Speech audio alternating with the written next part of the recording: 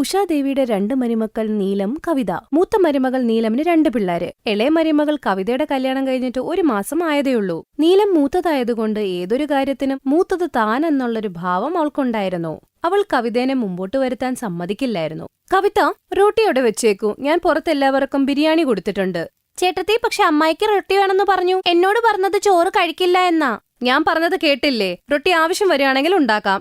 ഭായ് ദൂജിന്റെ ഉത്സവമായിരുന്നു. വീട്ടിൽ വിരുന്നുകാര് വന്നിട്ടുണ്ടായിരുന്നു. അതുകൊണ്ട് തന്നെ ഉഷാദേവിയുടെ 2 മരുമക്കളും അടുക്കളയിൽ ആഹാരം ഉണ്ടാക്കുകയായിരുന്നു. നീലം വെജിറ്റബിൾ ബിരിയാണി ഉണ്ടാക്കി. എന്നിട്ട് അതിനെക്കുറിച്ചുള്ള വിവരണം എല്ലാരോടും പറഞ്ഞുകൊണ്ടിരുന്നു. പറയണ കേട്ടുകഴിഞ്ഞാൽ അവളാണ് ആ അരി ഉണ്ടാക്കിയെന്ന് തോന്നും. അമ്മായി, കുറച്ചുകൂടെ ബിരിയാണി എടുക്കൂ. എനിക്ക് തോന്നുന്നത് അമ്മായിക്ക് ബിരിയാണി ഇഷ്ടായില്ല. ഇല്ല മോളെ, അമ്മായിക്ക് ഒരുപാട് ഇഷ്ടായി മോളുണ്ടാക്കിയ ബിരിയാണി. നല്ല സ്വാദിഷ്ടമായ ആഹാരമാണ് നീ ഉണ്ടാക്കുന്നത്. പക്ഷെ ഞാൻ അധികം ചോറ് കഴിക്കാറില്ല. അയ്യോ ചേച്ചി, ഞാൻ ഇപ്പൊ തന്നെ റോട്ടി എടുപ്പിക്കാം. കവിത മരുമോളെ, എന്തുപറ്റി? ഇതുവരെ റോട്ടി ആയില്ലേ അവിടെ? ഞാൻ ഇപ്പൊ തന്നെ നോക്കിയിട്ട് വരാം. ഉഷാദേവി അടുക്കളയിൽ പോയി നോക്കിയപ്പോ കവിത റൊട്ടി ഉണ്ടാക്കുന്നതിന് പകരം മിഠായി സേവ് ഉണ്ടാക്കുകയായിരുന്നു. ഉഷാദേവിക്ക് ദേഷ്യം വന്നു. അവളെ ഒരുപാട് വഴക്കു പറഞ്ഞു. എന്തുപറ്റി കവിത മോളെ? ഇത്രയും നേരമായിട്ട് അമ്മായി അവിടെ റൊട്ടിക്ക് വേണ്ടി കാത്തിരിക്കാൻ, നീ ഇവിടെ മിഠായി ഉണ്ടാക്കിക്കൊണ്ടിരിക്കുക? ആദ്യം റോട്ടിയല്ലേ ഇവിടെ ഉണ്ടാക്കേണ്ടത്? നിനക്കറിയാവുന്നതല്ലേ അമ്മായിക്ക് ചോറ് ഇഷ്ടമല്ലാന്ന്. ഞാൻ നിന്നെ ഇവിടെ വിട്ടത് സ്പെഷ്യലി റൊട്ടി ഉണ്ടാക്കാൻ വേണ്ടിയല്ലേ? അമ്മ, അത് നീലൻ ചേട്ടത്തെ എന്നോട്.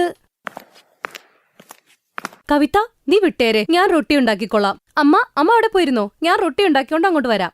ആദ്യമായിട്ട് കവിതയ്ക്ക് മനസ്സിലായി നീലം അവളുടെ അടുത്ത് ചെയ്യുന്നത് ശരിയല്ല. അന്നോട്ട് അവൾ തീരുമാനിച്ചു, ചേട്ടത്തെയാണേലും ശരി, ഇതുപോലത്തെ തെറ്റായ രീതിയിലുള്ള പെരുമാറ്റമൊന്നും എനിക്ക് അനുഭവിക്കേണ്ട കാര്യമില്ല എന്ന്. അവൾ ശ്രദ്ധിക്കാൻ തുടങ്ങി. എപ്പോഴൊക്കെ നീലം അവളെ താത്താൻ നോക്കുവോ അവള് വിട്ടുകൊടുക്കാറേ ഇല്ല. പക്ഷെ അവൾ എപ്പോഴും ശ്രദ്ധിക്കുമായിരുന്നു. അവളുടെ ചേട്ടത്തിയമ്മ ആയതുകൊണ്ട് ആ സ്ഥാനവും ബഹുമാനം അവൾ കൊടുക്കും. ഒരു ദിവസം ഉഷാദേവിയുടെ അനിയത്തിയും മോളും എല്ലാരും കൂടി മാർക്കറ്റിൽ വന്നു. ഉഷാദേവിയുടെ പെങ്ങളുടെ മോന്റെ കല്യാണമായിരുന്നു. അതുകൊണ്ട് തന്നെ എല്ലാവരും ഷോപ്പിങ്ങിന് വേണ്ടി പോയേക്കുവാ. ചിറ്റമ്മേ, ഈ ലെഹങ്ക കിരണില് നല്ല രസമായിരിക്കും അല്ലേ കിരൺ?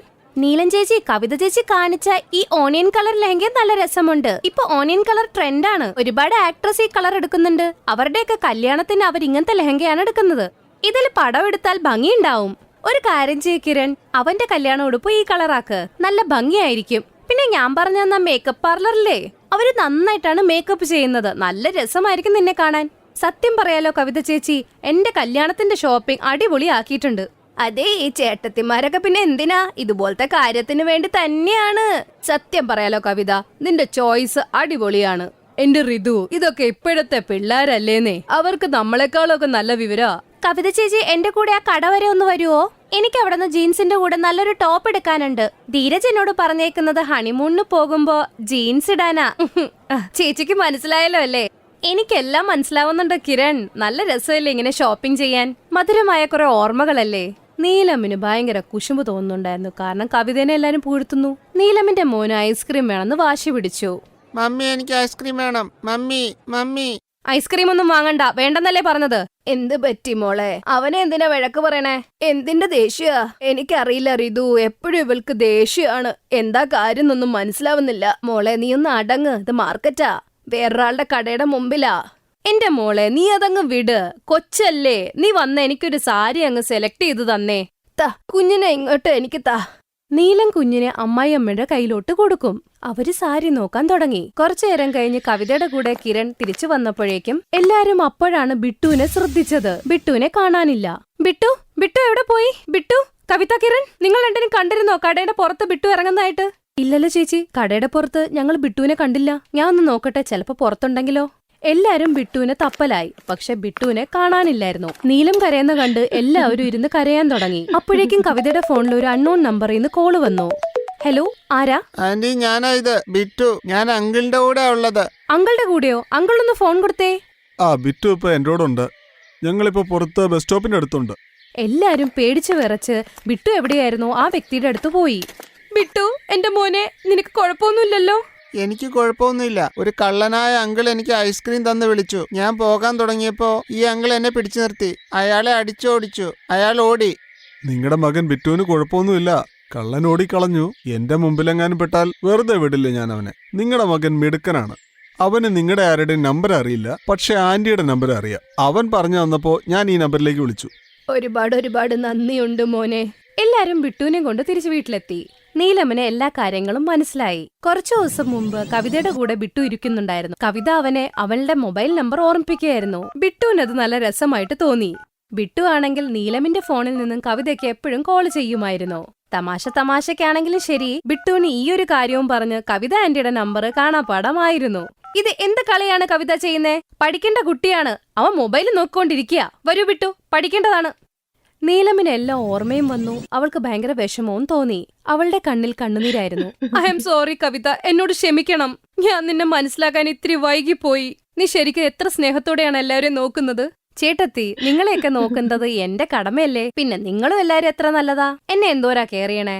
മമ്മി, എനിക്ക് നല്ല വിശപ്പുണ്ട്. വൈകുന്നേരം ആകാറായി. എല്ലാരും വീട്ടിൽ വരാറായി കാണും. പെട്ടെന്ന് ആഹാരം ഉണ്ടാക്കാം. എന്റെ തക്കുടും മോനും ബിട്ടുവിനും വിശക്കുന്നുണ്ടല്ലോ. ചേട്ടത്തി, പെട്ടെന്ന് തന്നെ ചേട്ടത്തി ചോറും ദാൽക്കറിയൊക്കെ ഉണ്ടാക്ക്. ഞാൻ അപ്പോഴേക്ക് റൊട്ടി ഉണ്ടാക്കാം. എന്നിട്ട് എല്ലാവർക്കും ഒരുമിച്ചിരുന്ന് ഇന്ന് കഴിക്കാം. ചിറ്റമ്മേ, കിരൺ, നിങ്ങളും ആഹാരമൊക്കെ കഴിച്ചിട്ട് പോയാ മതി. അതെ മോളെ, ഭയങ്കരമായിട്ട് വിശക്കുന്നുണ്ട് എനിക്ക്. നീലം, നീ ദാലും ചോറും ഒക്കെ ഉണ്ടാക്ക്.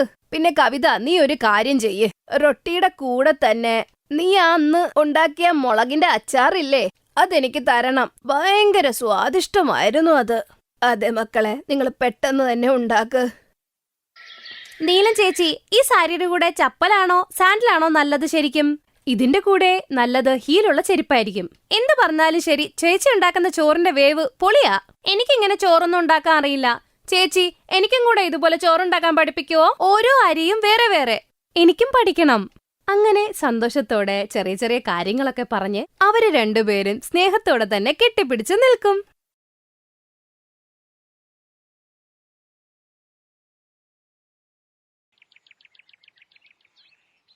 സുനിതയുടെ കല്യാണ ദിവസം കല്യാണ പെണ്ണായി ഒരുങ്ങി കൂട്ടുകാരികളും ഒത്ത് വരനെ കാത്തു നിൽക്കുകയായിരുന്നു. ആ സമയം കൊണ്ട് കല്യാണച്ചക്കനും വീട്ടുകാരും ഡാൻസ് കളിച്ചുകൊണ്ട് അവിടെ എത്തി. സുനിതയുടെ കൂട്ടുകാരികൾ അത് കണ്ട് രസിച്ചു. സുനിതയുടെ കൂട്ടുകാരി ചിരിച്ചുകൊണ്ട് പറഞ്ഞു, സുനിത, ആ പെണ്ണിനെ നോക്ക്, മുടി 5 എണ്ണമായിട്ട് പിന്നിട്ടേക്കണു. അത് ശരിയാണല്ലോ, ആരെങ്കിലും മുടി 5 ആയിട്ടൊക്കെ പിന്നിടുവോ? സുനിതയും കണ്ടു. ആ കുട്ടി പേടിച്ചു നിൽക്കുമായിരുന്നു. ആ പെണ്ണിന്റെ നിപ്പ് കണ്ടാ അറിയാം മറ്റുള്ളവര് ചിരിക്കുമ്പോ അവൾക്ക് പേടിയാണെന്ന്. സുനിത കൂട്ടുകാരികളോട് ചിരിക്കണ്ട എന്ന് പറഞ്ഞു.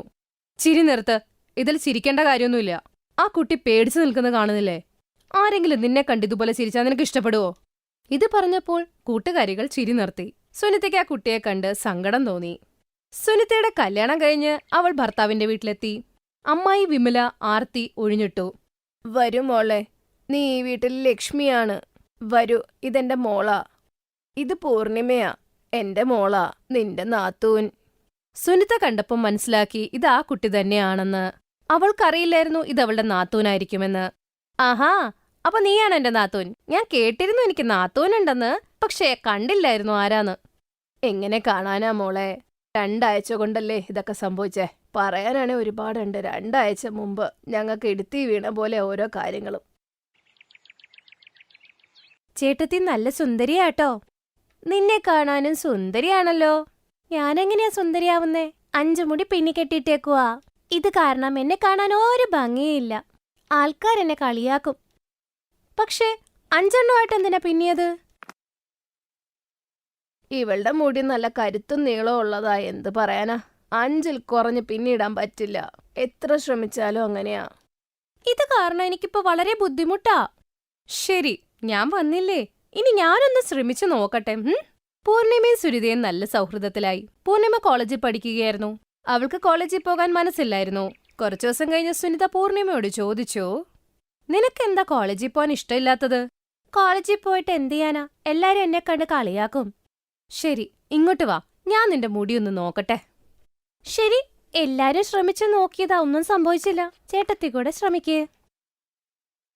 സുനിത ഒരുപാട് ശ്രമിച്ചു. 2 പോയിട്ട് 4 പോലും ആക്കാൻ പറ്റുന്നുണ്ടായിരുന്നില്ല. സുനിതയും തോറ്റു. ഷോ, ഇത് പറ്റുന്നില്ലല്ലോ, എന്താ ഇങ്ങനെ? എനിക്കറിയായിരുന്നു പറ്റില്ലാന്ന്. പൂർണിമ, നീ മുടി വെട്ടാത്തതെന്താ? ചേട്ടത്തി, എനിക്ക് വെട്ടാൻ ഇഷ്ടമായിരുന്നു, പക്ഷെ അമ്മ സമ്മതിക്കുന്നില്ല. അതെന്താ? അമ്മ പറയുന്നത് പെണ്ണുങ്ങൾ മുടി ചെറുതാക്കാൻ പാടില്ല എന്ന്. അത് അപശകുനമാന്ന്. അതൊക്കെ പഴയ കാലത്തല്ലായിരുന്നോ? അതേ ചേട്ടത്തി, അമ്മനെ ആര് പറഞ്ഞു മനസ്സിലാക്കാനാ? അമ്മയും പണ്ടത്തെ കാലത്തെ ആളല്ലേ. സുനിതയ്ക്ക് വേറെ ഒന്നും പറയാനേ ഉണ്ടായിരുന്നില്ല. ഒന്നും മിണ്ടാതെ കുറച്ചുനേരം കഴിഞ്ഞപ്പോ സുനിത പൂർണിമയോട് ചോദിച്ചു, അല്ല പൂർണിമ, നിന്റെ പാഷൻ എന്താണ്? പറ. എന്റെ പാഷൻ മോഡലിംഗ് ആണ്. പക്ഷെ എനിക്ക് തോന്നുന്നത് ഇനിയിപ്പോ കല്യാണം കഴിച്ച് കുടുംബം നടത്താം. അതെന്താ? ഈ മുടി പിന്നല് കാരണേ 5 മുടി പിന്നിക്കെട്ടിയ ആര് മോഡലാക്കാനാ? ഒരു ചാൻസും തരൂല. ആൾക്കാരെ ചിരിപ്പിക്കാനാണോ? ഇത് പറഞ്ഞു പൂർണിമയുടെ കണ്ണിൽ കണ്ണുനീര് വന്നു. അവക്കൊന്നും പറയാനുണ്ടായില്ല. സുനിതയ്ക്ക് പൂർണിമയുടെ മനസ്സ് മനസ്സിലായി. സത്യത്തിൽ പൂർണിമ വിഷമത്തിലാ. അവളുടെ പാഷൻ, ആഗ്രഹം അവൾക്ക് സാധിക്കാൻ പറ്റുന്നില്ല. ഇത് കാരണം അവളുടെ സ്ഥാനത്ത് ഞാനായിരുന്നെങ്കിലും വിഷമിച്ചേനെ. സുനിത വിഷമിച്ചിരുന്നപ്പോൾ ഭർത്താവ് സുനിൽ വീട്ടിലേക്ക് വന്നു. അവനെ കണ്ടുകഴിഞ്ഞാൽ എന്തോ കുഴപ്പമുണ്ടെന്ന് തോന്നിയായിരുന്നു. വിമലയും മുറിയിൽ നിന്നും പുറത്തോട്ട് വന്നു. എന്തു പറ്റി മോനെ? ഈ സമയത്ത് എന്താ നീ തിരിച്ചു വന്നേ? വലിയ വാർത്തയാണമ്മേ, എന്റെ ജോലി നഷ്ടപ്പെട്ടു. ഇത് കേട്ടെല്ലാരും ഞെട്ടിപ്പോയി. എന്താ? പക്ഷെ എങ്ങനെ? കമ്പനി വളരെ നഷ്ടത്തിലാണ്. അതുകൊണ്ട് അവർ ഒരുപാട് ജോലിക്കാരെ പിരിച്ചുവിട്ടു. അതിൽ ഞാനും ഉണ്ട്. ഇനി എന്ത് ചെയ്യും ചേട്ടാ? ഇനി വീട്ടിലെ കാര്യങ്ങളൊക്കെ ഇനി ആര് നോക്കും? നീ മാത്രമല്ലേ നോക്കിക്കൊണ്ടിരുന്നേ? എല്ലാവരും ആലോചനയിലായി. കുറച്ചു ദിവസം കഴിഞ്ഞ് മോഹൻ ജോലി തപ്പിയിറങ്ങി. പക്ഷെ ജോലി കിട്ടുന്നത് അത്ര എളുപ്പമുള്ള കാര്യമല്ല. തപ്പി അവന്റെ ചെരുപ്പ് തേഞ്ഞുപോയി. ജോലി കിട്ടിയില്ല. പൂർണിമയുടെ കോളേജിൽ എക്സാം അടുത്തു വന്നോണ്ടിരുന്നു. പൂർണിമ എന്നും കോളേജിൽ പോകാൻ തുടങ്ങി. എല്ലാരും അവളെ കളിയാക്കാനും തുടങ്ങിയിരുന്നു. ഒരു ദിവസം അവൾ കോളേജിൽ നിന്ന് തിരിച്ചു വന്നിട്ട് ഒരുപാട് കരയാൻ തുടങ്ങി. എന്തു പറ്റി പൂർണിമ? എന്താ ഇന്ന് ഇത്ര കരയുന്നത്? കോളേജിൽ ഇന്ന് വലിയ കമ്പനിയിൽ നിന്ന് ആൾക്കാർ വന്നു. അവർക്ക് മോഡലിന് ആവശ്യമുണ്ട്. നാളെ കോമ്പറ്റീഷനാ. ഏറ്റവും നല്ല കോൺഫിഡന്റ് ആയിട്ടുള്ള മോഡലിന് അടുത്ത ആഡിൽ അഭിനയിക്കാനും പൈസയൊക്കെ തരും. അത് നല്ലൊരു കാര്യല്ലേ? നീയും പങ്കെടുക്കണം. എങ്ങനെ പങ്കെടുക്കും ചേട്ടത്തി? എന്നെ കാണാനും ഒരു രസമില്ല. പിന്നെ ഈ മുടിയും. എന്റെ ജീവിതം പോയി ചേട്ടത്തി. എനിക്കൊന്നും ചെയ്യാൻ പറ്റില്ല. സുനിതയ്ക്ക് ഭയങ്കര വിഷമമായി. അവൾ പറഞ്ഞു, ഇങ്ങോട്ട് വാ പൂർണിമ, ഇതാണ് സമയം. ഞാൻ നിന്റെ മുടി ഇപ്പൊ വെട്ടിത്തരാം. പക്ഷെ അമ്മ ദേഷ്യപ്പെടും. പക്ഷെ നീ മോഡലായിട്ട് തിരിച്ചു വരുമ്പോ ഈ ദേഷ്യമൊക്കെ മാറൂലേ? പക്ഷെ ഇന്ന് ഞാൻ എവിടെ കിടക്കും? അമ്മ എന്നെ കാണൂലേ? ഇന്ന് എന്റെ വീട്ടിലോട്ട് പോവാം നമുക്ക്. സുനിത പൂർണിമയുടെ മുടി വെട്ടിക്കളഞ്ഞു. പൂർണിമ നല്ല സുന്ദരിയായി. അവളുടെ കോൺഫിഡൻസും തിരിച്ചു കിട്ടി. സുനിത അവളെയും കൊണ്ട് അവളുടെ വീട്ടിലോട്ട് പോയി. അടുത്ത ദിവസം കോളേജിലോട്ടും കൊണ്ടുപോയി. പൂർണിമയെ കണ്ടിട്ട് ആർക്കും മനസ്സിലായില്ല. ആണുങ്ങളൊക്കെ നോക്കാൻ തുടങ്ങി. മറ്റു പെണ്ണുങ്ങൾക്ക് കുശുമ്പായി ഒന്നും മിണ്ടിയില്ല. പൂർണിമയ്ക്ക് സന്തോഷമായി. മത്സരത്തിൽ പങ്കെടുത്ത് വിജയിച്ചു. ഒരുപാട് പൈസയും കിട്ടി. മോഡലിംഗിന്റെ ജോലിയും കിട്ടി. എല്ലാ മാസവും 1 ലക്ഷം രൂപ കിട്ടും. ഇതെന്താ ചെയ്തത്? മുടി എന്തിനാ വെട്ടിയത്? ഇത് അപശകുനമാണ്. എന്ത് അപശകുനമാണമ്മാ? മുടി വെട്ടിയപ്പോ പൈസ വന്നു. അപ്പൊ അത് നല്ല കാര്യമല്ലേ? സുനിത എല്ലാ കാര്യങ്ങളും പറഞ്ഞു. 1 മാസം 1 ലക്ഷം രൂപ. 2 പേരും ഞെട്ടിപ്പോയത് കേട്ട്. പൂർണിമയുടെ സ്വപ്നം സത്യമായി. അങ്ങനെ എല്ലാവരും സന്തോഷത്തോടെ ജീവിക്കാൻ തുടങ്ങി. Thanks for watching.